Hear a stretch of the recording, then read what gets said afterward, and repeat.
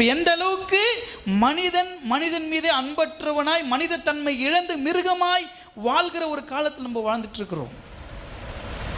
வரதட்சணைக்காக ஒரு பொண்ணு செத்து போகுது இல்ல, ஒரு சவர நகைக்காக திருவள்ளூர்ல ஒரு பொண்ணு செத்து போகுது. இதெல்லாம் என்ன நீங்க யோசிச்சு பாருங்க. மனித உயிரை விட ஒரு சவர நகை தான் பெருசா இருக்குதுல்ல. ஒரு சவர நகை கொடுத்தாதான் என் பிள்ளைங்களுக்கு நடக்கிற எல்லாமே நடக்கும்.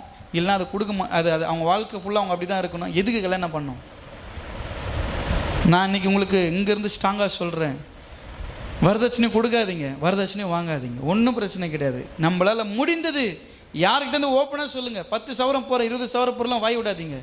என்னால் முடிஞ்சது நான் பண்ணுவேன், கொடுக்காம கூட போவேன். என் பிள்ளை நல்ல பரிசுத்தமாக வளர்த்துருக்கிறேன், நல்ல விசுவாசமாக வளர்த்துக்கிறேன், நல்ல ஜபத்தில் வளர்த்துருக்கிறேன், நல்ல ஒழுக்கமாக வளர்த்துக்கிறேன்.